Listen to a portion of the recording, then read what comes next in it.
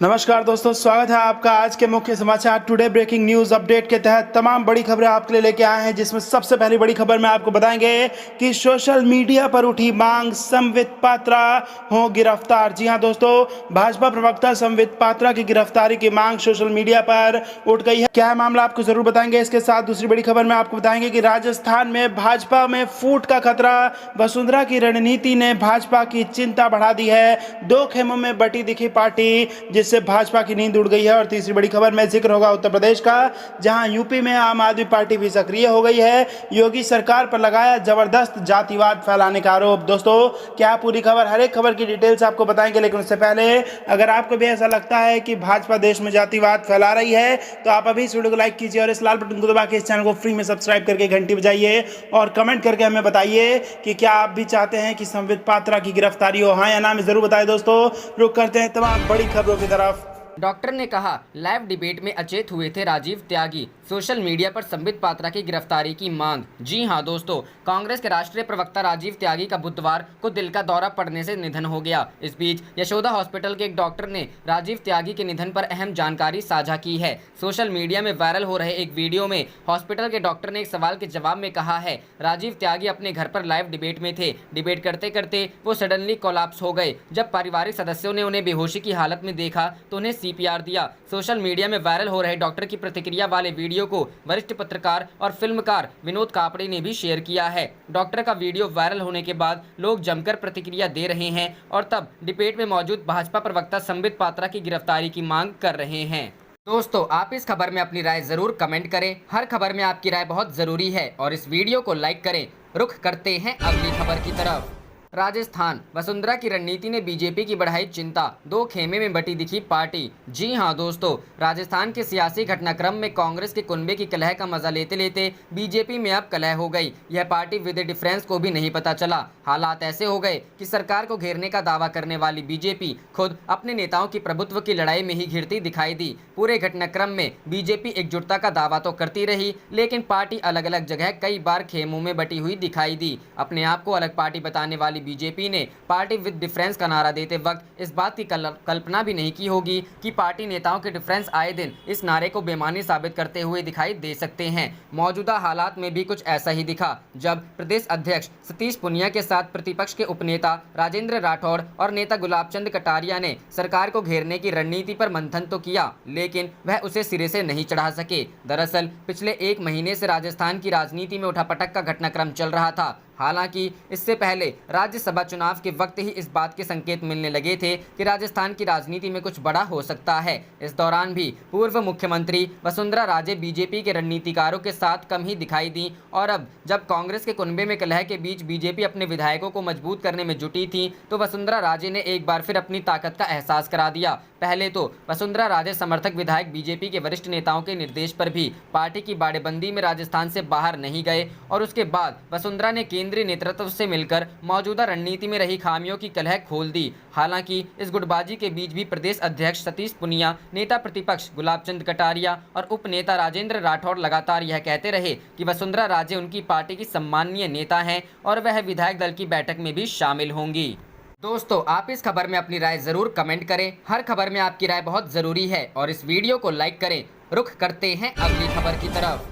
UP में आप भी सक्रिय, योगी सरकार पर लगाया जबरदस्त जातिवाद फैलाने का आरोप। जी हां दोस्तों, आम आदमी पार्टी ने उत्तर प्रदेश की योगी आदित्यनाथ सरकार पर पूरे राज्य में जबरदस्त जातिवाद फैलाने का आरोप लगाते हुए कहा कि मुख्यमंत्री की जाति के लोगों को छोड़कर बाकी सभी जातियों के साथ अन्याय हो रहा है। आपके राष्ट्रीय प्रवक्ता एवं राज्यसभा सांसद संजय सिंह ने बुधवार को यहाँ संवाददाता सम्मेलन में कहा कि योगी सरकार ने पूरे उत्तर प्रदेश में जबरदस्त जातिवाद फैला रखा है। उन्होंने आरोप लगाया कि जाति से ठाकुर मुख्यमंत्री योगी आदित्यनाथ की सरकार में महत्वपूर्ण पदों पर चुन चुनकर उनकी जाति के लोगों की तैनाती की जा रही है और बाकी सभी जातियों के लोगों के साथ अन्याय हो रहा है। आपकी उत्तर प्रदेश इकाई के प्रभारी सिंह ने कहा कि योगी सरकार बताए कि जिलों में जिलाधिकारी, पुलिस अधीक्षक और थानेदार के पदों पर निषाद, कुर्मीपाल, मौर्य, नाई, तेली, वाल्मीकि, जाटव और खटीक समाज के कितने लोगों की तैनाती की गई है। उन्होंने कहा कि योगी सरकार में ब्राह्मणों पर अन्याय और अत्याचार हो रहा है। जाति से ब्राह्मण, उप मुख्यमंत्री दिनेश शर्मा आखिर ब्राह्मणों के साथ हो रहे अन्याय के खिलाफ आवाज क्यों नहीं उठाते? शर्मा इस सरकार में इतने लाचार और बेबस क्यों हैं? सिंह ने आरोप लगाया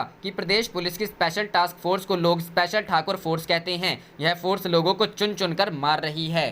दोस्तों, आप इस खबर में अपनी राय जरूर कमेंट करें। हर खबर में आपकी राय बहुत जरूरी है और इस वीडियो को लाइक करें। रुख करते हैं अगली खबर की तरफ।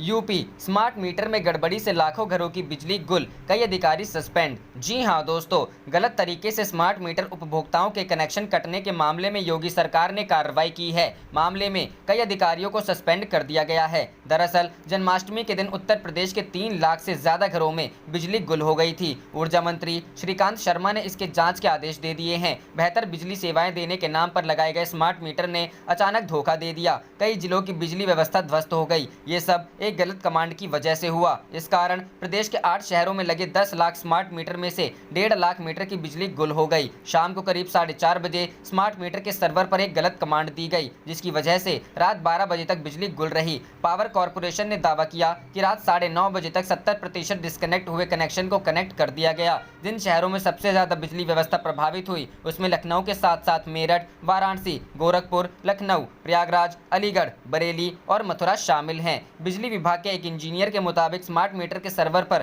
किसी कर्मचारी द्वारा एक गलत कमांड दे दी गई, जिसकी वजह से अचानक कई घरों में बिजली गुल हो गई। हालांकि देर रात तक यह नहीं पता चल सका कि गलत कमांड कहां से जारी की गई। मामले में ऊर्जा मंत्री श्रीकांत शर्मा ने यूपीपीसीएल चेयरमैन अरविंद कुमार को जांच के आदेश दिए हैं। साथ ही इस गलती के लिए जिम्मेदार अधिकारियों पर कार्रवाई के लिए भी कहा है।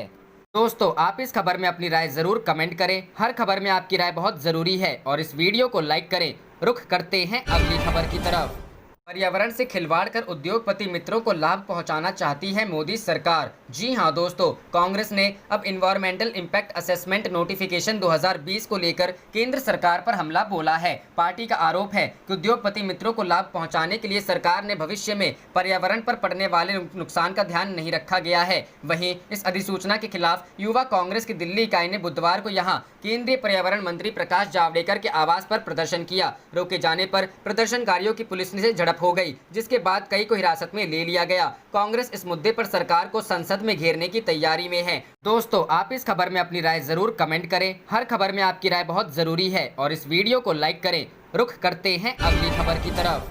जेडीयू विधायक को जनता ने दूसरी बार बनाया बंधक, राबड़ी देवी बोली, इसलिए घर से नहीं निकलते हैं सीएम नीतीश कुमार। जी हां दोस्तों, बिहार में कोरोना महामारी व बाढ़ की त्रासदी के बीच सत्ताधारी पार्टी के नेताओं को फजीहत का सामना भी करना पड़ रहा है। ऐसा ही एक वाकया बुधवार को दरभंगा जिले से सामने आया है। यहां जेडीयू विधायक शशि भूषण को क्षेत्रीय दौरे के दौरान उनके विधानसभा के क्षेत्र के लोगों ने उन्हें दोबारा बंधक बना लिया। जानकारी है कि विधायक को पहले उनकी क्षेत्रीय जनता ने बीते 30 जून को भी बंधक बना लिया था। उस दौरान भी विधायक शशि भूषण की तस्वीर सोशल मीडिया में वायरल हुई थी। इस बार भी हो रही है। साथ ही सत्ताधारी पार्टी को फजीहत का सामना करना पड़ रहा है। जानकारी है कि दरभंगा जिले में कुशेश्वरस्थान विधानसभा क्षेत्र की लोग विधायक इससे इस बात को लेकर गुस्से में हैं कि उन्होंने क्षेत्र में विकास कार्य तो किए नहीं हैं, वह अब विधानसभा चुनाव सर पर आ गया तो वो विधानसभा क्षेत्र में दौरा करते नजर आ रहे हैं। सत्ताधारी पार्टी के विधायक शशि भूषण हजारी अपने विधानसभा क्षेत्र कुशेश्वर स्थान के दौरे के दौरान बरहमपुर पंचायत में स्थित पटवार घाट पहुंचे हुए थे।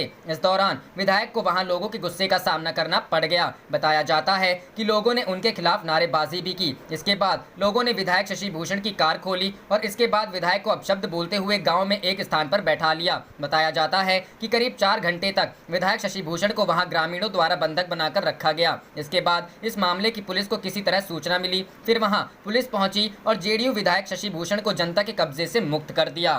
दोस्तों, आप इस खबर में अपनी राय जरूर कमेंट करें। हर खबर में आपकी राय बहुत जरूरी है और इस वीडियो को लाइक करें। रुख करते हैं अगली खबर की तरफ।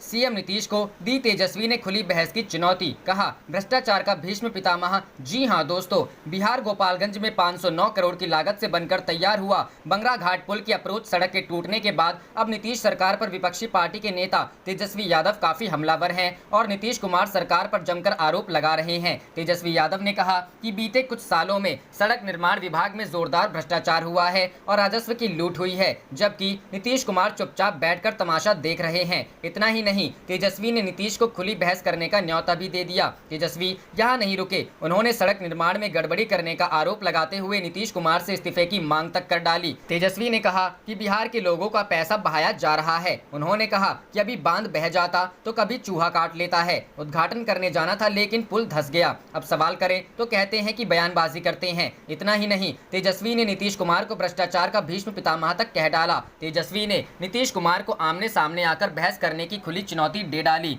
उन्होंने कहा कि उद्घाटन से पहले पुल टूट गया, अब जल्दबाजी में ठीक किया जा रहा है। अब तक करोड़ों अरबों रुपया भ्रष्टाचार की भेंट चढ़ गए। पहले भी पुल टूटा और आज फिर टूट गया। हम सवाल पूछते हैं तो ये जवाब नहीं देते, बचते हैं और नीतीश कुमार उद्घाटन करने जाते हैं। क्या तब ये उनकी जिम्मेदारी नहीं है? इसके बाद तेजस्वी यादव ने कहा कि नीतीश कुमार या तो इस्तीफा दें या फिर मुझसे खुली बहस करें। बताते चलें कि आज टूटे इस पुल को बनाने में 509 करोड़ की राशि खर्च हुई है। ये पुल सारण को चंपारण और तिरहुत से जोड़ने वाला 1506 मीटर लंबा पुल है। 15 मीटर चौड़ाई वाले इस पुल को बनाने में 6 साल 4 महीने लगे हैं और इस पुल के शुरू होने से 6 जिलों की करीब 8 लाख की आबादी को आने जाने में सहूलियत मिलेगी। लेकिन फिलहाल यहाँ इसको लेकर राजनीति हो रही है। दोस्तों, आप इस खबर में अपनी राय जरूर कमेंट करें। हर खबर में आपकी राय बहुत जरूरी है और इस वीडियो को लाइक करें। रुख करते हैं अगली खबर की तरफ।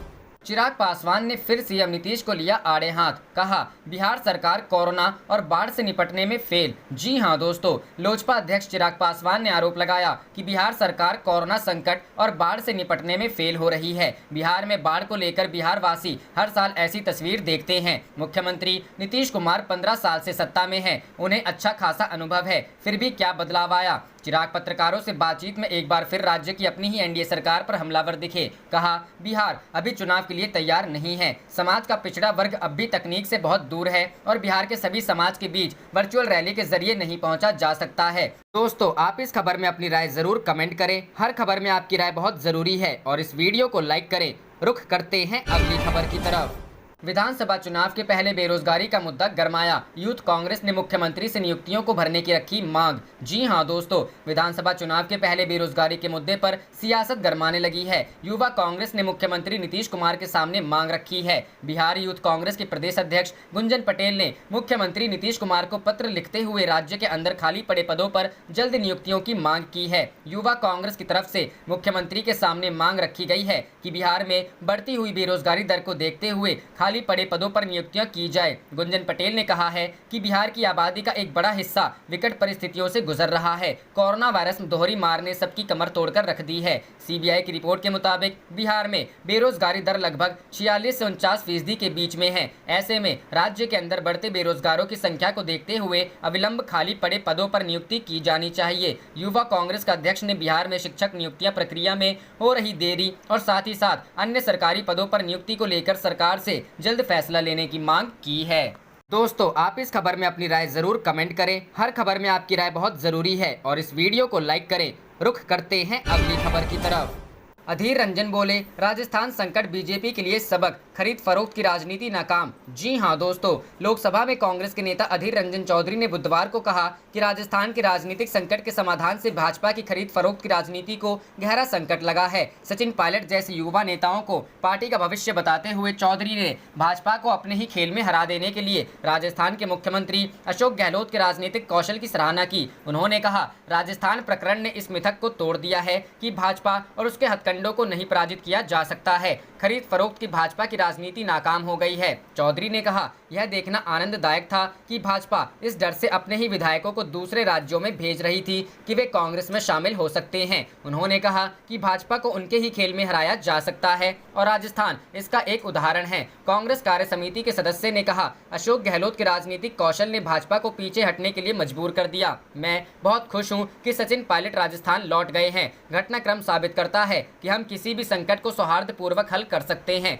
सचिन पायलट जैसे नेता हमारी पार्टी के भविष्य हैं। यह पूछे जाने पर कि क्या राजस्थान के राजनीतिक गतिरोध के समाधान से पार्टी में राहुल गांधी का कद ऐसे नेता के रूप में बढ़ा है जो संकटों का हल कर सकते हैं। चौधरी ने कहा कि उन्होंने 2018 में कर्नाटक में सरकार के गठन के दौरान ही अपनी क्षमताओं को साबित कर चुके हैं। चौधरी ने कहा राहुल गांधी को अपने नेतृत्व कौशल को साबित करने की जरूरत नहीं है। उन्होंने 2018 में कर्नाटक सरकार के गठन के दौरान यह साबित साबित कर दिया जब उन्होंने भाजपा के मुंह से जीत छीन ली। कुछ लोगों के विश्वासघात के कारण हमने 2019 में भाजपा के हाथों सत्ता खो दी। उन्होंने कहा कि कांग्रेस महासचिव प्रियंका गांधी ने भी राजस्थान संकट के हल में अहम भूमिका निभाई।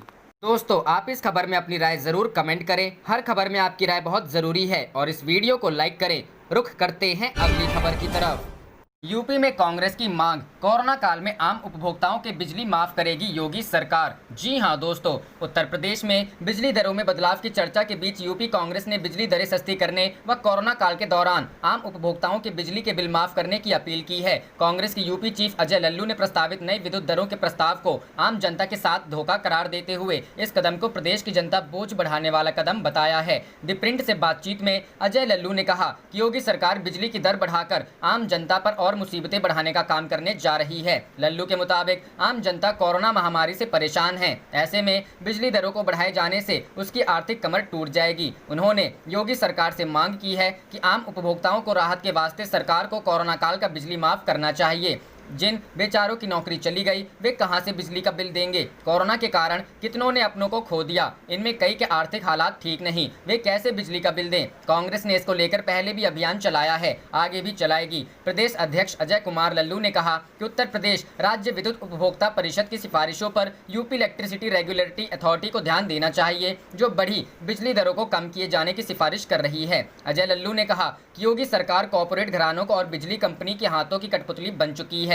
उन्होंने योगी सरकार पर हमला करते हुए कहा कि प्रदेश की जनता ध्वस्त कानून व्यवस्था, कोरोना और बाढ़ से पीड़ित चल रही है। सरकार उस पर ध्यान नहीं दे रही है। योगी सरकार को नींद से जागना चाहिए और लोगों की सेवा करनी चाहिए, जो ध्वस्त हो गई प्रशासनिक व्यवस्था के कारण भीतर से हिल गई है। बता दें कि इससे पहले प्रियंका गांधी ने भी ट्वीट करके यही मांग की थी। प्रियंका ने लिखा था, जनता कहती है यूपी में बिजली की दरें कंपनियों के फायदे के लिए बढ़ाई गई है। यूपी राज्य विद्युत उपभोक्ता परिषद की तरफ से घरेलू फिक्स्ड चार्ज व कॉमर्शियल न्यूनतम चार्ज खत्म करने व किसानों के लिए बिजली दरों में कमी किए जाने की मांग एकदम जायज है। सरकार को इस पर विचार करना चाहिए। बता दें कि यूपी में बिजली दर प्रस्ताव पर उपभोक्ता परिषद के अध्यक्ष अवधेश कुमार वर्मा ने उत्तर प्रदेश के विद्युत उपभोक्ताओं की तरफ से उनकी आपत्तियों सहित बिजली दरों का शेड्यूल विद्युत नियामक आयोग अध्यक्ष को भेजकर जनहित में बिजली दरें कम कराने की रिक्वेस्ट की है। उपभोक्ता परिषद ने शेड्यूल में घरेलू, ग्रामीण व शहरी विद्युत उपभोक्ताओं और किसानों की बिजली दरों में कमी दर्शाते हुए इसे लागू करने की मांग की है। इसी के समर्थन में अब कांग्रेस पार्टी उतरी है। दोस्तों, आप इस खबर में अपनी राय जरूर कमेंट करें। हर खबर में आपकी राय बहुत जरूरी है और इस वीडियो को लाइक करें। रुख करते हैं अगली खबर की तरफ। अखिलेश का बीजेपी पर हमला, बोले कोरोना महामारी से निपटने के लिए अब तक कोई नीति नहीं बना सकी सरकार। जी हां दोस्तों, समाजवादी पार्टी के अध्यक्ष एवं उत्तर प्रदेश के पूर्व मुख्यमंत्री अखिलेश यादव ने राज्य में कोविड-19 संक्रमण के बढ़ते मामलों पर चिंता जाहिर करते हुए योगी सरकार पर आरोप लगाया कि वह इस महामारी से निपटने के लिए अब तक कोई नीति नहीं बना सकी है। उन्होंने कहा कि प्रदेश में कोरोना वायरस संक्रमण तेजी से बढ़ रहा है। खासतौर पर लखनऊ की हालत चिंताजनक बनी हुई है। इस महामारी से निपटने के लिए राज्य सरकार कोई नीति नहीं बना सकी है। भाजपा सरकार पर लगाया ये आरोप। यूपी के पूर्व मुख्यमंत्री ने आरोप लगाते हुए कहा, संकट की स्थिति इसलिए भी है कि भाजपा सरकार ने स्वास्थ्य सेवाओं पर ध्यान नहीं दिया। समाजवादी पार्टी सरकार में जितने मेडिकल कॉलेज बने, MBBS की सीटों में बढ़ोतरी हुई, भाजपा ने उसके आगे कुछ नहीं किया। 108 और 102 एम्बुलेंस सेवा बर्बाद कर दी गई। अस्पतालों में निःशुल्क चिकित्सा की व्यवस्था की गई थी। आज सरकारी अस्पतालों की व्यवस्था भी चरमरा गई है। उन्होंने कहा कि लखनऊ में कोविड-19 के मरीजों की संख्या सबसे ज्यादा है, लेकिन अस्पतालों में बिस्तर सीमित संख्या में ही हैं। SGPGI, KGMU और राम मनोहर लोहिया अस्पताल के पास काफी बिस्तर है, लेकिन कोरोना वायरस मरीजों के लिए चंद बिस्तर ही आरक्षित किए गए हैं। SGPGI, KGMU और राम मनोहर लोहिया अस्पताल की बिस्तर क्षमता का पूरा उपयोग नहीं हो रहा है। दोस्तों, आप इस खबर में अपनी राय जरूर कमेंट करें। हर खबर में आपकी राय बहुत जरूरी है और इस वीडियो को लाइक करें। रुख करते हैं अगली खबर की तरफ। हरियाणा का हर चौथा, दिल्ली का प्रत्येक 5वां व्यक्ति बेरोजगार, नौकरियों पर फिर मंडरा सकता है खतरा। जी हां दोस्तों, लॉकडाउन खुलने के बाद बेरोजगारी दर में तेजी गिरावट दर्ज की गई थी, लेकिन यह एक बार फिर बढ़ती हुई दिखाई पड़ रही है। Centre for monitoring Indian economy के मुताबिक इस समय देश में बेरोजगारी दर 7.93% हो गई है। ग्रामीण क्षेत्रों की तुलना में शहरी क्षेत्र में बेरोजगारी ज्यादा है। इस समय शहरी क्षेत्र में बेरोजगारी दर 9.65% और ग्रामीण क्षेत्र में 7.13% हो गई है। शहरों में जुलाई माह के अंत तक बेरोजगारी दर 10% के करीब थी, जिसमें कुछ कमी आई है। लेकिन राष्ट्रीय स्तर पर एक बार घटकर यह दोबारा बढ़ती हुई दिखाई दे रही है। दिल्ली सरकार ने अपने जॉब पोर्टल के जरिए बताया था कि उसके यहाँ काम के अवसर ज्यादा हैं, जबकि नौकरी चाहने वालों की संख्या कम है। सरकार के मुताबिक उसके पास उपलब्ध नौकरियां 9 लाख से ज्यादा थी, जबकि नौकरी चाहने वालों की संख्या लगभग 8.5 लाख के करीब थी। लेकिन CMIE के आंकड़े इस बात की तस्दीक नहीं करते हैं। आप देख रहे थे आपका अपना चैनल जय हिंद जय भारत।